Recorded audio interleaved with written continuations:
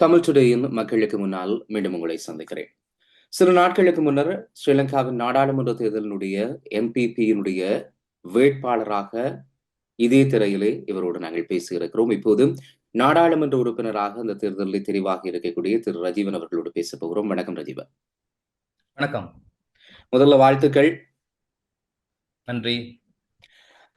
முதல்ல நாங்க பேசினது ஒரு நாடாளுமன்ற வேட்பாளர் இப்போது பேசுவது ஒரு நாடாளுமன்ற உறுப்பினரோடு.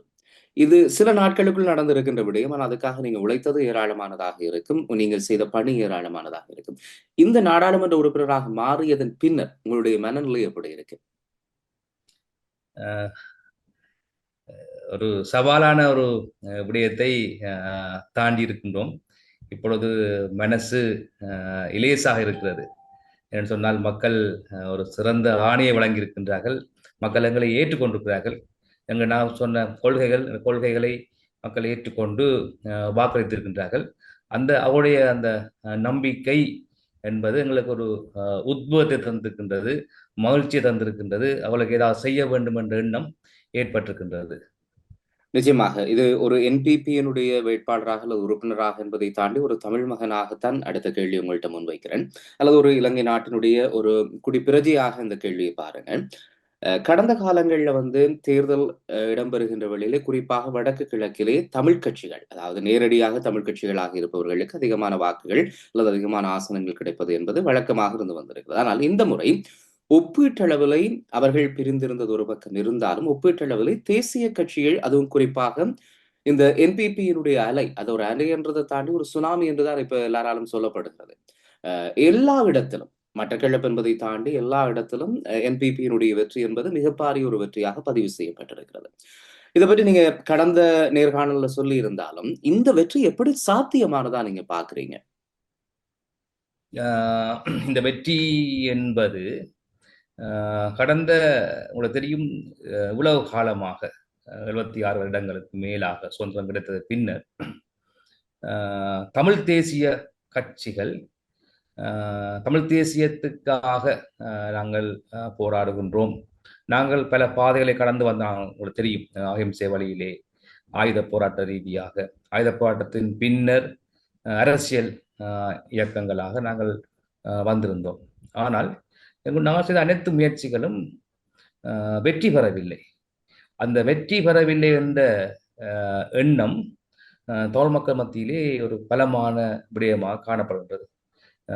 தாங்கள் முயன்று பல வழிகளிலே முயன்று தாங்கள் ஏமாற்றப்பட்டிருக்கிறோம், அல்லது எங்களுக்கு அதை பெற்றுத்தர என்று கூறியவர்கள் ஏமாற்றி விட்டார்கள் என்ற எண்ணம் தான் மக்கள் மத்தியிலே இருக்கின்றது. அல்லது அப்படி புறப்பட்டவர்கள் தங்களுக்குள்ளே ஒற்றுமை இல்லாமல் பிரிந்து விட்டார்கள். எங்களுடைய எண்ணங்கள், நாங்கள் கொடுத்த ஆணை என்றது வேறு, அவர்கள் நடந்து கொண்ட விதங்கள் சுயநலமானது என்பதை மக்கள் தெளிவாக புரிந்து கொண்டிருக்கின்றார்கள். அதன் விளைவாகவும் ஒரு காரணமாக வைத்தாலும் ஜனாதிபதி தேர்தலின் பின்னர் அன்றகுமார திசாநாயக்கா அவர்கள் வெற்றி பெற்றதுக்கு பிறகு ஜனாதிபதி ஆற்றிய உரைகள், அவருடைய செயற்பாடுகள் தொடர்பாக மக்களுக்கு ஒரு நம்பிக்கை வந்திருக்கின்றது. அந்த நம்பிக்கையை வைத்துக்கொண்டு யாழ்ப்பாணத்திலே ஜனாதிபதி ஒரு உரையாற்றியிருந்தார். அந்த உரையிலே அவர் பல விடயங்களை சுட்டி காட்டியிருந்தார். அதாவது குறிப்பாக தமிழ் மக்கள் எதிர்கொள்கின்ற முக்கியமான அரசியல் பிரச்சனை சம்பந்தமாக அறிந்திருந்தார். அதாவது இந்த முக்கியமாக காணிகள், பாதை திறப்பு சம்பந்தமாக, அதே போன்று புலம்பெயர்ந்து வாழுகின்ற தமிழ் மக்கள் இலங்கை வர வேண்டும், முதல்வரை செய்ய வேண்டும் என்ற தொடர்பாக கதைத்திருந்தார். அதே போன்று இந்த நாட்டை 3 வருடங்களில் டிஜிட்டல் மயமாக்க வேண்டும் என்று சொல்லியும், மக்களுடைய வறுமைகள் நீக்கப்பட வேண்டும் என்றும், இந்த நாடு அனைவரும் வாழக்கூடிய நாடாக மாற வேண்டும் என்பது சம்பந்தமாக அவர் நீண்ட ஒரு உரை ஒன்றை ஆற்றியிருந்தார். அதே போன்று அவர் வரும்போதும் போகும்போதும் மக்களை சந்தித்திருந்தார்.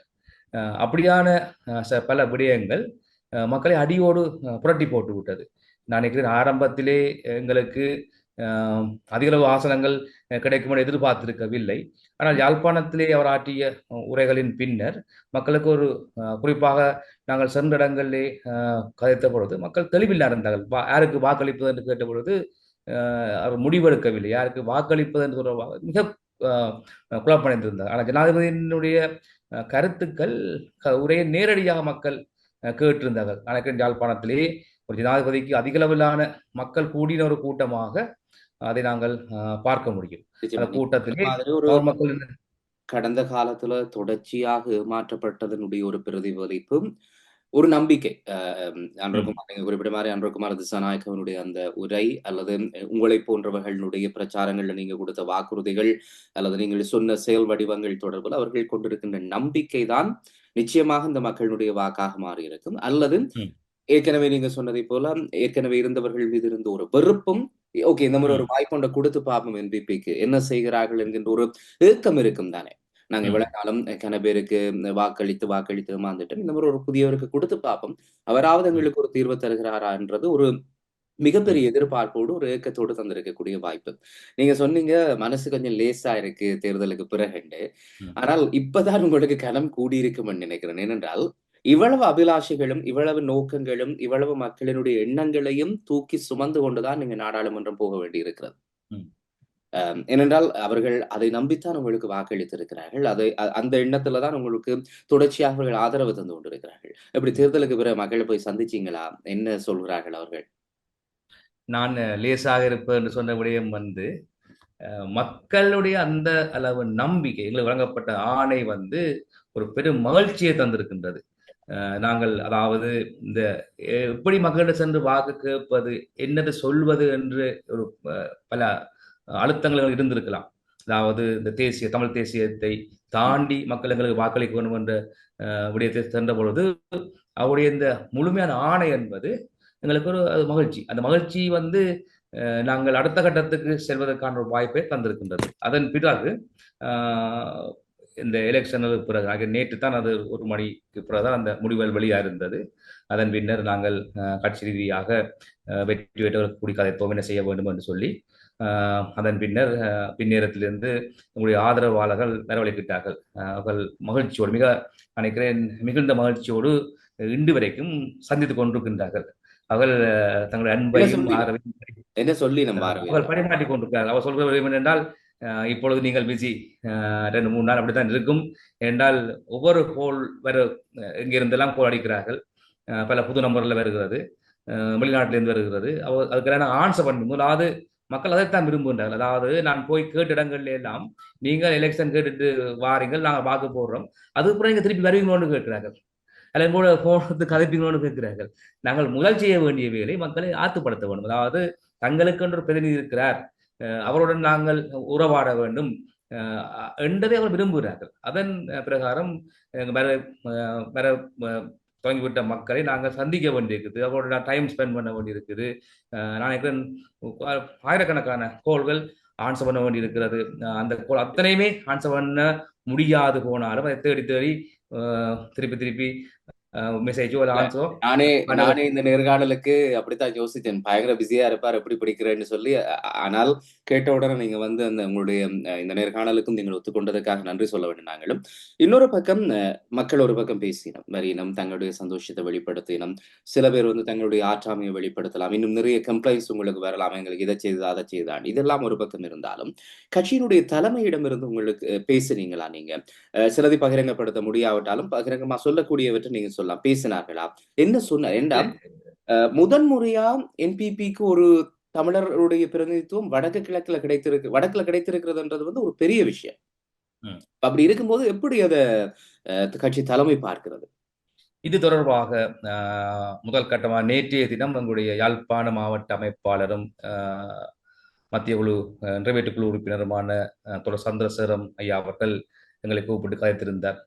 ஒரு நீண்ட ஒரு விளக்கத்தை தந்திருந்தார். அந்த விளக்கத்திலே நாங்கள் மக்கள் எங்களை நம்பி இந்த ஆதரவை வழங்கியிருக்கின்றார்கள். பெரிய அரச இயந்திரத்தை நாங்கள் கொண்டு செல்ல வேண்டி இருக்கின்றது. அதனுடைய பொறுப்புகள், கட்சியினுடைய கோட்பாடுகள், மக்களுக்கு எவ்வாறு செயலாற்ற வேண்டும், கட்சி காரியாலயங்களை அமைப்பது, மக்களுக்கு எவ்வாறு சேவையாற்ற வேண்டும் என்பது தொடர்பாக ஒரு நீண்ட ஒரு கலந்துரையாடல் செய்திருந்தார். அதன் பின்னர் கொழும்பு சென்று விட்டார். அடுத்த நாட்களிலே நாங்கள் தலைமையுடன் கதைக்க வேண்டிய சூழல் வரலாம். சம்பந்தமான தகவல்கள் இனித்தான் வரும். ஆனால் அந்த கலந்துரையாடலிலே எங்கள் மீது மக்கள் வைத்துள்ள நம்பிக்கைக்கு நாங்கள் எந்த அளவுக்கு பாத்திரமாக பணியாற்றப் போகின்றோம் என்பது தொடர்பாக முழுமையான விளக்கத்தை சந்தோஷமாக வழங்கியிருந்தார். எல்லாருமே கேட்கிற ஒரு விஷயம் தான். குறிப்பாக நேரடியாக இந்த பெரிய கட்சின்னு நான் சொல்வது தென்னிலங்கை கட்சியில இல்லாவிட்டாலும் கூட, இந்த கூட்டுக்குள்ள வருபவர்களே அமைச்சு பதவிகளை, பிரதி அமைச்சு பதவிகளை எதிர்பார்ப்பது என்பது வழக்கம். இது அரசியல்வாதிகள் நிறைய பேரிட இருக்கிற ஒரு பழக்கமும் கூட. திரு ரஜீவன் அவர்களுக்கு ஒரு அமைச்சு பதவி கொடுப்பதற்கான பேச்சுக்கள் ஏதாவது தேர்தல் காலத்துல பேசப்பட்டதா? எதிர்காலத்திலே அமைச்சு பதவி கொடுக்கப்படுமா? நீங்க அதை எதிர்பார்க்கிறீங்களா? கொடுத்தால் நீங்கள் அதை ஏற்றுக்கொள்ளக்கூடிய நிலையில் இருக்கிறீங்களா? அல்லது ஒரு சாதாரணமான ஒரு நாடாளுமன்ற உறுப்பினராக ஆளுங்கட்சியில இருந்து கொண்டே செயல்பட வேண்டும் என்று விரும்புறீங்களா? வெளிப்படையா சொல்லுங்களேன். என்னுடைய இலக்கு நான் பேசாமல் யோசிக்கவில்லை. பாராளுமன்ற உறுப்பினராக நீங்கள் நிற்கிறீங்க என்று கேட்டார்கள், ஓம் என்று விட்டேன். அதன் பிரகாரம் நாங்கள் வென்று விட்டோம். உண்மை உங்களுக்கு தெரியும் என்னென்றால் நான் என்ன பொறுத்தவரையில் எந்தவித எதிர்பார்ப்புகளும் இல்லாமல் தான் நான் செயலாற்றுவது, அது எனக்கு தெரியும். ஏனென்றால் நாங்கள் பல இடங்களிலே பணியாற்றி இருக்கிறோம். எனக்குள்ளே ஒரு ஒரு விடயம் ஒன்று எனக்கு எப்பொழுதும் இருக்கும். கடமைகளை நாங்கள் எப்பொழுதும் மாற்ற வேண்டும், பிரதிபலன்களை நாங்கள் எப்பொழுதும் எதிர்பார்க்கக்கூடாது என்று சொல்லி ஒரு கதை ஒன்றை நாங்கள் சொல்லி அதை விளங்கப்படுத்தலாம் என்று நினைக்கிறேன். சமய பாடத்திலே சின்ன வயதிலே நான் படித்த ஒரு கதை. அவை பாட்டியார் பிள்ளையாருக்கு பூசை செய்வார், தினந்தோறும் பூசை செய்வார். ஒரு நாள் அவர் அவசரமாக பூசை செய்வார். அப்பொழுது பிள்ளையார் கேட்பார், நீங்கள் என்ன பாட்டி அவசரமாக பூசை செய்கிறீர்கள் என்று கேட்க அவர் சொல்லுவார், அவையார், நான் தேவர்களும் முனிவர்களும் குதிரைகளிலேயும் யானைப்படைகளையும் கைலாய மலைக்கு சென்று கொண்டிருக்கின்றார்கள், நானும் போக வேண்டும், அதனால தான் அவசரமாக பூசை செய்கிறேன் சொல்லி. அப்போ பிள்ளையார் சொன்னார், பாட்டி அவசரப்படாத, உன் கடமைகளை நீ செய் என்று மாத்திரம் சொல்லுவார். அதன் பின்னர் அவை பாட்டியார் தன்னுடைய கடமைகளின்படி தேவாரம் எல்லாம் பாடி நைவேத்தியங்களை படைத்து ஆறுதலாக பூசை முடிப்பார். பூசை முடித்த உடனே பிள்ளையார் என்ன செய்வார் என்று சொன்னால், அந்த தும்பிக்கையால தூக்கி பாட்டியை கைலாய மலையில வைத்து விடுவார். இது ஒரு கதை நான் படித்த சின்ன வயசுல எனக்கு ஆழமாக படித்திருக்கின்றது. அதன்படி என்னோட பிலோசபி அமைந்திருக்கு என்னன்னு சொன்னால், நாங்கள் மக்களுக்கு கடமையாற்ற வந்தாங்களே தவிர பதவிகளுக்கு இல்லை. எங்களுக்கு கிடைக்கின்ற அது ஈவன் பதவி இல்லாம கூட செய்யலாம், அதை நான் செய்துதான் வந்தனான், இந்த பதவி வந்தனான். எனவே ஒரு பாராளுமன்ற உறுப்பினராக என்னால் முடிந்த எனக்குள்ள அதிகாரங்களை பயன்படுத்தி என்னை நம்பியிருக்கிற மக்களுக்கு நான் நேர்மையாக நியாயமாக என்னால் செயலாற்ற முடியும். அந்த நியாயமான நேர்மையான செயல்பாடுகள் எதிர்காலத்திலே நான் என்னவா இருக்க வேண்டும் என்பதை தீர்மானிக்கும் என்று நான் நம்புகிறேன். நிச்சயமா. இன்னொரு புறத்துல ஒவ்வொரு தமிழ் பிரதிநிதிகளாக தெரிவு செய்யப்பட்ட தமிழ் கட்சிகளுடைய பிரதிநிதிகளாக தெரிவு செய்யப்பட்டிருக்கக்கூடிய நாடாளுமன்ற உறுப்பினர்களும் தங்களுடைய கருத்துக்களை தொடர்ச்சியாக முன்வைத்துக் கொண்டிருக்கிறார்கள். நான் நினைக்கிறேன் இன்றைய தினம் கஜேந்திரகுமார் பொன்னம்பலம் கூட தான் இணைந்து செயல்படுவதற்கு தயார் என்கின்ற துணையில் ஒரு கருத்தை முன்வைத்திருக்கிறார். சிவஞானம் ஸ்ரீதரன் அப்படி. அதே போல சுயேட்சையாக தெரிவு செய்யப்பட்டிருக்கக்கூடிய வைத்தியர் அர்ஜுனா போன்றவர்கள் எல்லாம் தங்களுடைய கருத்துக்களை தொடர்ந்து நாங்கள் ஒரு தமிழர்களாக தமிழ் பிரதிநிதிகளாக இணைந்து செயல்படுவோம் என்று சொல்லி சொல்றார்கள். இவர்களோட நீங்க ஏதாவது பேசுறீங்களா இந்த வெற்றிக்கு பிறகு? அவர்களோடு இணைந்து செயல்படக்கூடிய சாத்தியப்பாடுகள் ஏதாவது உங்களுக்கு இருக்கா? நான் கேட்பது என்பிபியினுடைய தமிழ் பிரதிநிதிகளை தாண்டி தமிழ் கட்சிகளுடைய பிரதிநிதிகளாக நாடாளுமன்றத்துக்கு நான் நினைக்கிறேன் கிட்டத்தட்ட ஒரு 25 to 30 பேர் வரக்கூடிய வாய்ப்பு இருக்குன்னு நினைக்கிறேன் தமிழர்களாக. அப்படி வந்தால் உட்பட நீங்கள் எல்லாருமே உட்பட நான் சொல்வது, அப்படி வந்தால் தமிழர்களுடைய பிரதிநிதிகளாக இணைந்து அதற்குள்ள கட்சி பேதங்களை மறந்து தமிழர்களுடைய நலனுக்காக இணைந்து செயல்படக்கூடிய ஏதாவது பேச்சுக்கள் இருக்கிறதா அந்த பிரதிநிதிகளோடு? இவர்களின் கதையை எவ்வாறு நம்புவது தெரியாது. ஏன்னு சொன்னால், இந்த எலெக்ஷனுக்கு முன்னுக்கு ஒரே தமிழர் கட்சிகளாக இணைந்து செயலாற்ற முடியாதவர்கள் நான் நினைக்கிறேன் பலரும் கேட்டிருந்தார்கள். தமிழ் தேசிய கூட்டமைப்பு இணைந்து செயல்படுங்கள் இந்தியாவோட கேட்டிருந்தது. அதுக்குள்ள 44 கட்சிகள் பிரிந்து கேட்கிறார்கள். தமிழ் தேசிய கூட்டமைப்பு இருந்தவர்கள் பல தூண்டுதலாக கேட்கிறார்கள். தங்களுக்குள்ளே ஒற்றுமை இல்லாமல் இருந்தது. அதன் காரணமாக தான் மக்கள் மிக மோசமாக ஆத்திரத்தை ஏற்படுத்தியது, வெறுப்பும் ஏற்படுத்தியது. அவர்கள் இனி வேறு வழி இல்லை, என்ன சொல்லுவது? அரசாங்கத்துக்கு அறுதி பெரும்பான்மை கிடைத்து விட்டது. அரசாங்கம் யாரையும் தம்பி இருக்க வேண்டிய அவசியம் இல்லை. தமிழ் பிரதிநிதித்துவம் கூட அரசாங்கத்துக்கு கிடைத்தது. யாழ்ப்பாணத்திலிருந்து 3 எம்பிக்கள் அரபாசி ஆன எம்பிக்கள் தமிழ் எம்பிக்களாக இருக்கிறார்கள். எனவே அரசாங்கம் தமிழர் பிரதிநிதித்துவத்தை முழுமையாக கொண்டிருக்கின்றது. எனவே அவர்கள் அவ்வாறான கதைகளை விடுவார்கள் என்று சொன்னால் தாங்களும் இணைந்து போகிறோம் என்று சொல்லி வேற ஒன்றுமே செய்ய முடியாது. ஆனால் அதுக்கு அப்பாலே ஜனாதிபதி தான் சொல்லியிருக்கிறார் என்றால் தமிழ் மக்களுடைய பிரச்சனைகள் நிச்சயமாக தான் தீர்த்து வைப்பேன் சொல்லி படிப்படியாக அந்த பிரச்சனைகள் அணுகி தீர்த்து வைக்கப்படும் உண்டு. எனவே நாங்கள் நம்பலாம், இந்த பிரச்சனைகள் தமிழ் மக்களிடையோ இல்லை இலங்கையில் காணப்படுகின்ற மக்களுடைய பிரச்சனைகள் முழுமையாக தீர்க்கப்படுகின்ற பொழுது எங்களோட கொள்கை வெற்றி அடையும் என்றுதான் நம்புகிறேன். எங்களோட கொள்கை என்ன? இந்த நாட்டிலே அனைத்து மக்களும் சமத்துவமாக வாழ வேண்டும் என்று எங்களோட கொள்கை. நாங்கள் முன்னாலும் பிரிந்து தான் நின்றோம். அந்த பிரிவினைகளை விட்டுட்டு தமிழர், சிங்களர், முஸ்லீம்கள் என்ற பிரிவினர்கள் என்னத்துக்கு எங்களுக்கு இருக்க வேணும்? நாங்கள் அப்படி இருக்க வேண்டிய அவசியம் இல்லை. இவ்வளவு நாங்கள் போராடி விட்டோம், எல்லாம் கலைத்து போயிட்டோம், இழக்க வேண்டிய எல்லாத்தையும் இழந்து விட்டோம். இனியும் நாங்கள் பிரிந்து அடிபட்டு கொண்டிருப்பதிலே அர்த்தம் இல்லை.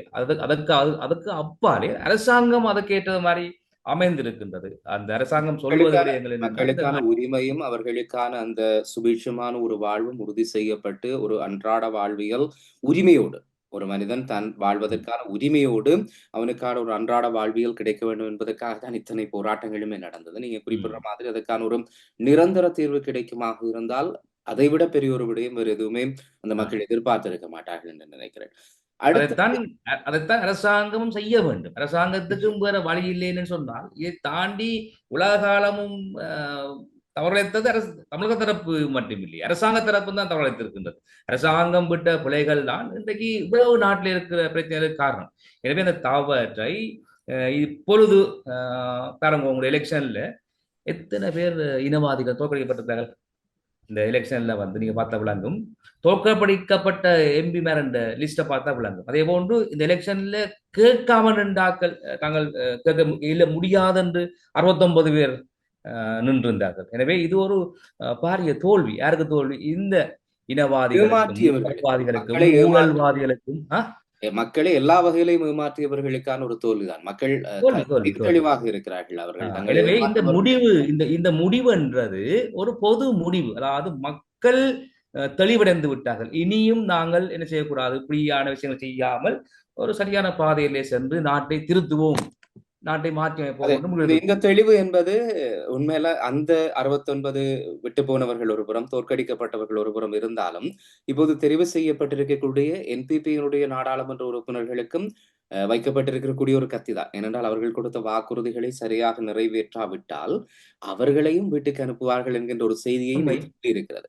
இப்ப ஒரு கொஞ்சம் சங்கடமான கேள்வியாக கூட உங்களுக்கு இருக்கலாம். என்பிபியினுடைய ஒரு உறுப்பினராக இந்த கேள்வி, இவ்வளவு வாக்குறுதிகள் கொடுக்கப்படுது, நீங்களும் அதை சொல்லித்தான் இந்த தேர்தல்ல நின்றீங்க, வாக்குகளை பெற்றீங்க, நாடாளுமன்ற உறுப்பினராக இருக்கிறீங்க. நான் போன நேர்காணல் உங்கள்கிட்ட கேட்டேன், இந்த IMF போறது தொடர்பாக பேசினேன். நீங்க அப்ப சொன்னீங்க சில சிக்கல்கள் இருக்குன்னு. ஆனால் தமிழர்கள் சார்ந்த நலன்களிலே இந்த அரசாங்கம் சொன்னதற்கு மாறாக செயல்படுமாக இருந்தால், நாடாளுமன்றத்திலே சொன்னதற்கு மாறாக இந்த அரசாங்கம் செயல்படுமாக இருந்தால், அந்த கட்சியினுடைய உறுப்பினராக அதுக்கு கையை தூக்க வேண்டிய தேவை உங்களுக்கு சில வேளை இருக்கலாம், கட்டாயம் இருக்கலாம். ஒரு கட்சியினுடைய உறுப்பினராக கட்சியினுடைய நிலைப்பாட்டுக்கு ஒத்துக்கொள்ள வேண்டிய ஒரு தேவை இருக்கலாம். மறுபுறத்திலே உங்களுக்கு வாக்களித்த மக்களுக்கு நியாயமானவனாக உண்மையானவனாக இருக்க வேண்டிய கட்டாயமும் உங்களுக்கு இருக்கலாம். அந்த நேரத்தை அது போன்ற சூழல்கள் வந்தால் எப்படி ரஜீவன் ஹேண்டில் பண்ண போறார்? இது ஒரு தர்மசங்கமான கேள்வி என்றதை விட யதார்த்தமான கேள்வி. இந்த விடயத்திலே நான் அதிகம் நம்புவது ஜனாதிபதியை அன்றகுமார திசாநாயக்கா அவர்களை. அதே போன்று அவருடைய என்பிபியினுடைய கொள்கை இருக்கின்றது. அந்த இப்பொழுதும் எங்களுக்கு சொல்கின்றார்கள், கட்சிக்கு கொள்கை முக்கியமானது, கொள்கையை பின்பற்றாமல் யாரும் இருக்க முடியாதுன்னு சொல்லி. எனவே அவர்கள் தெளிவான ஒரு பதிலை மக்களுக்கு வழங்கி இருக்கின்றார்கள். அவர்கள் தெளிவில்லாமல் ஏன்னு சொன்னால் அவர் கடந்து வந்த பாதை அனைத்து போட்டிகளையும் வெற்றி வந்தோம் இல்லை, பல அழிக்கப்பட்டு தோல்வியடைந்து நீண்ட கால ரத்தம் சிந்தி இந்த ஒரு ஆட்சி அமைத்திருக்கின்றார்கள். இது என்னன்னு சொன்னால் நாங்கள் அதை பின்பற்ற வேண்டும். எங்களுடைய நாங்கள் உலக ஆழமே போராடி வந்தோம். அதன் பின்னர் கட்டுமானங்கள் எல்லாம் சிதைவடைந்து விட்டது. இப்பொழுது தமிழர்கள் சிதறி கிடக்கின்றார்கள். ஆனால் அவர்களை பாருங்கள், அவர்கள் என்னதான் நடந்த பொழுதும் இத்தனை ஆயிரம் தியாகம் செய்தும் தங்களுடைய பாதையை கைவிடாமல் இன்றைக்கு அவர்கள் ஆட்சியை கைப்பற்றி இன்னொரு அரசாங்கமாக, பெரும்பான்மை விட்ட அரசாங்கமாக இருக்கிறார்கள். அது அப்படியான கிடைக்கப்பட்ட அந்த அதிகாரத்தை அவர் இலகுவாக இழப்பாக நான் நம்பவில்லை. அப்படி ஒரு விடயம் ஒன்று ஏற்பட்டால் அது மக்களின் வெறுப்புக்குள்ளாக ஒரு யதார்த்தத்துக்கு பார்த்தால், இப்ப தமிழர் தரப்புக்கான ஒரு தீர்வை முன்வைத்தால், இப்ப கடந்த காலங்கள்ல எங்களுக்கு கிடைச்ச அனுபவம் என்னன்னா, தமிழர்களுக்கு பிரதேசத்துக்கு வர்ற ஒரு ஜனாதிபதியோ அல்லது பிரதமரோ அல்லது ஒரு பிரதிநிதி, சிங்கள பிரதிநிதி தமிழர்களுக்கு உகந்ததை போல தமிழ் பிரதிநிதிகளை வைத்துக் கொண்டு பேசுவார். தென்னிலங்கைக்கு போனோம்னா இன்னொண்ட பேசுவார். மலையகத்துக்கு போனோம்னா இன்னொண்ட பேசுறதான் நாங்க பார்த்திருக்கிறோம். ஏனென்றால் அவர்களுக்கு இருந்த சூழல். அவர்கள் அப்படி இல்லை இல்ல பேசினால்தான் அது அவர்களுக்கான வந்து வாக்குவங்கி இருக்கும். அது ஆனால் வாக்கரசியல். இப்ப இவர்கள் குறிப்பாக அன்றுகுமார திசாநாயக்கனுடைய இந்த அரசாங்கம் தமிழர்களுக்கு ஆதரவாக அல்லது தமிழர்கள் சார்ந்த ஒரு நிலைப்பாட்டை எடுக்கிறது என்று வைத்துக் கொள்ளும். அப்படி எடுத்தால் அவர்களுக்கு இந்த பௌத்த சாசனத்திலிருந்தும் அல்லது பௌத்த புத்திஜீவிகளிடமிருந்தும் அல்லது சிங்கள தரப்பிடம் இருந்தும் ஒரு அழுத்தம் வராதா? இதை நீங்க இப்படி செய்யக்கூடாது, கொடுக்க நான் கூடாது. நினைக்கிறேன் என்னென்றால் அவர் தெளிவாகத்தான் இந்த ஆணையை மக்களிடம் கேட்டிருக்கின்றார்கள். அதாவது யாழ்ப்பாணத்திலே ஜனாதிபதி தேர்தலுக்காக வந்த தலைவர் அன்றகுமார திசாநாயக்கா சொல்லியிருந்தேன், நாங்கள் உங்களுக்கு வடகிழக்கு இணைப்பதற்கு வரவில்லை, சமஸ்கிருதத்துக்கு வரவில்லை, அல்லது நான் உங்களுக்கு பொய்யான வாக்குறுதி தர விரும்பவில்லை, நான் வியாபாரம் பேச வரவில்லை சொல்லியிருந்தார். இது மக்களுக்கு தெரியும், மக்கள் கேட்டவர்கள், மக்கள் அதை கேட்டுத்தான் ஆணை வழங்கி இருக்கின்றார்கள். அப்ப சொல்ல போனால் அவர்கள் உண்மையை பேசித்தான் வருகிறார்கள், பொய் வாக்குறுதி கொடுக்கவில்லை. பழைய அந்த பாரம்பரிய அரசியல்வாதிகளை போன்று வாக்கு பிச்சை கேட்பதற்காக அவர்கள் வரவில்லை. அதே போன்றுதான் பாராளுமன்றத்திலையும் மக்கள் பெருவாரியான மக்கள் ஏதோ ஒரு நம்பிக்கையிலே வாக்களித்திருக்கிறார்கள். இந்த வாக்களிப்பு அவர்கள் விரும்புகிற விடயம் ஒரு கொள்கை ரீதியாக சிந்திப்பவர்கள் அவர்கள். எனவே அவர்கள் முன்வைத்த விடயம் என்னவென்று சொன்னால், இது தமிழர்களுக்கென்று விசேடமாக எதுவும் கொடுப்பதில்லை, அல்ல சிங்கள மக்களுக்கு விசேடமாக கொடுப்பதில்லை, அல்ல முஸ்லிம் மக்களுக்கு விசேடமாக ஒன்றும் கொடுப்பதில்லை. அவருடைய திட்டம் என்னன்னு சொன்னால், இந்த நாட்டிலே அனைவரும் சமனான ஒரு பிரஜைகளாக மதிக்கப்பட வேண்டும் என்ற அந்த கோரிக்கை. அதுலதான் அந்த முரணும் வருது. என்னடா இவ்வளவு காலமும் சிங்கள பௌத்தம் என்பது அங்கே ஒரு மேலாதிக்கமா இருந்தது.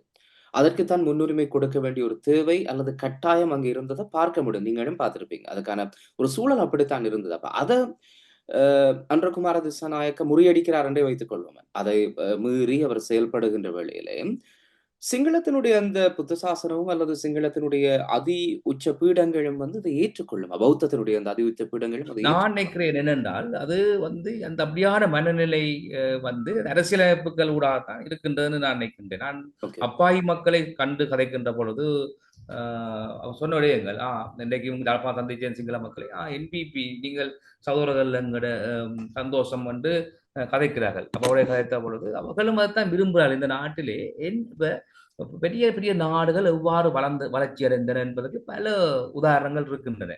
எனவே எல்லாருமே, நாங்கள் மட்டுமல்ல, நாங்கள் இந்த சிந்தனை, இப்படியான சிந்தனையை உடைத்தெறிய வேண்டும். அதே எல்லா மக்கள் மத்தியிலுமே அந்த சிந்தனை ஊட்டப்பட வேண்டும். அதாவது இந்த நாடு நாங்கள் ஒற்றுமையா இருந்தால் தான் இந்த நாடு அபிவிருத்தியாகும் அல்லது வளர்ச்சி அடையும், அல்ல உலக நாடுகளுக்கு ஈடாக செய்ய முடியும். எனவே அந்த சிந்தனை மக்களுக்கு வராமல் இருக்கின்ற பொழுது இந்த நாடு என்னென்று உருப்படாது.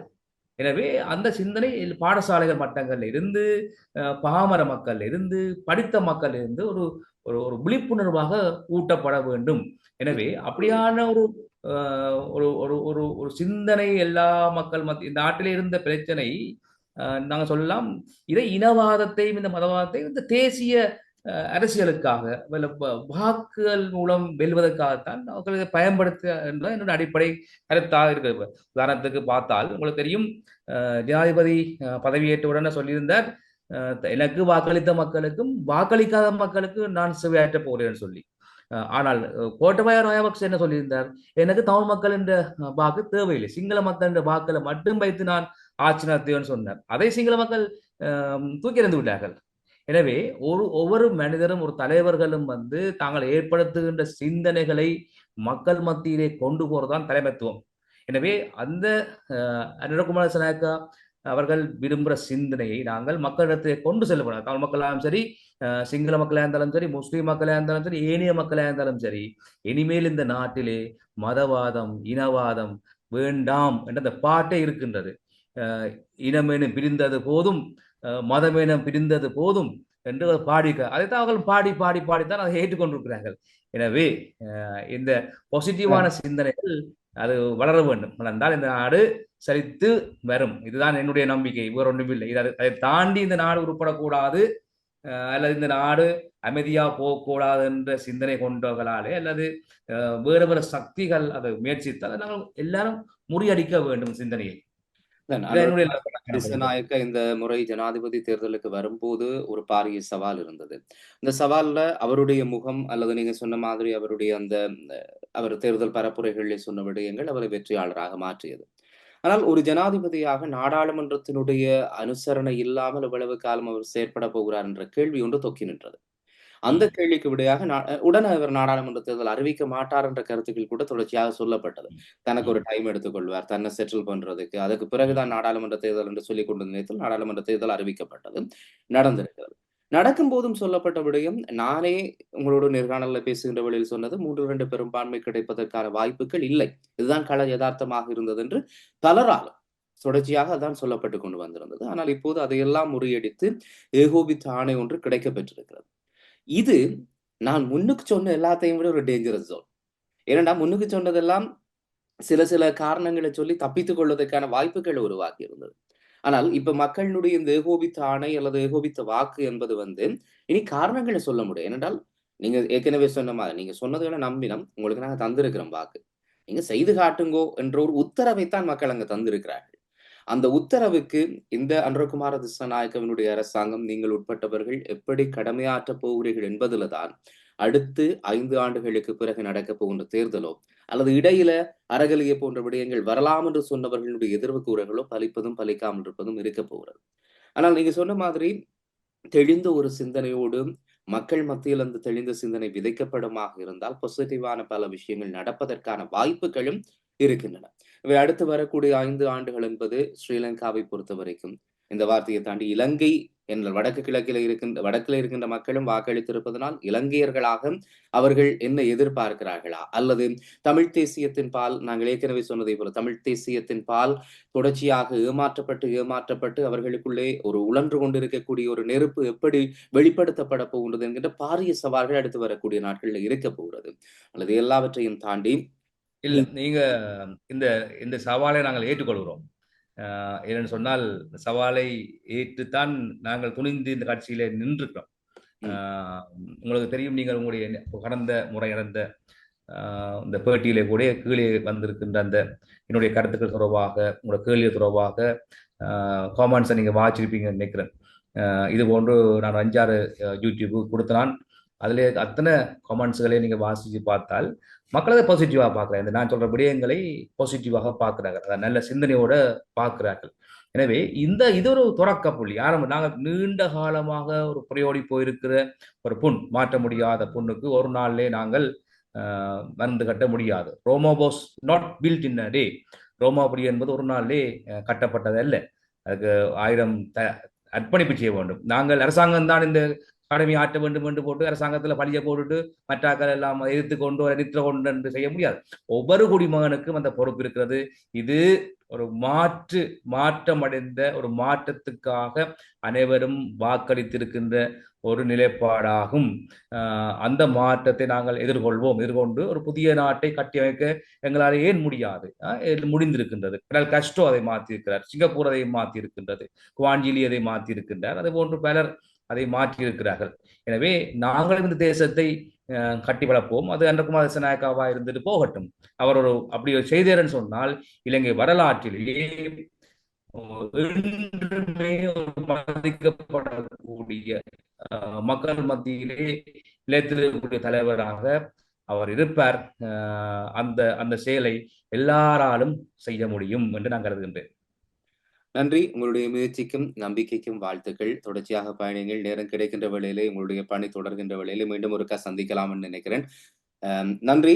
எல்லாவற்றையும் விட சொல்லை விட செயல் முக்கியம். அதை நீங்கள் செய்வீர்கள் என்ற நம்பிக்கையோடு மீண்டும் வாழ்த்துக்களை கூறி விடைபெறப் போகிறேன். நன்றி.